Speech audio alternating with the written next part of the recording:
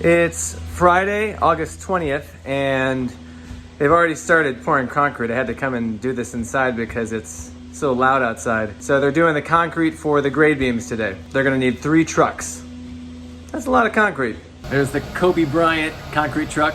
The concrete guy saw me taking videos and he said, "You gotta get a picture of our Kobe truck, man." Something they're very proud of. This was our easiest concrete pour because everything was contained within dirt. They're pouring the grade beams now. It's really pumping. I finally learned the difference between cement and concrete. What they're pouring is concrete because it's cement mixed with aggregate, like a stone. Cement itself is just like a glue. It's about 10:45 right now, and the concrete is already dry. Wow, look at all that. What do you think, Sophie? The concrete is already dry. Concrete dries fast.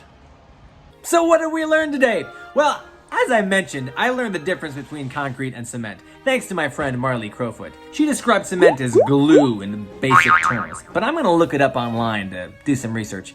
Okay, let's go to the internet. Difference between concrete and cement. There we go. You know, why didn't I do this years ago? Cement is actually an ingredient of concrete. Concrete is a mixture of aggregates and paste. But what is just cement?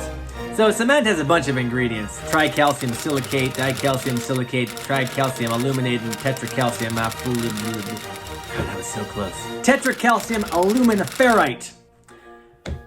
Yeah, so that's cement, and I guess it's like glue. So the next time you hear somebody refer to it as a cement truck or a cement mixer, you say, "No, it's a concrete truck or a concrete mixer."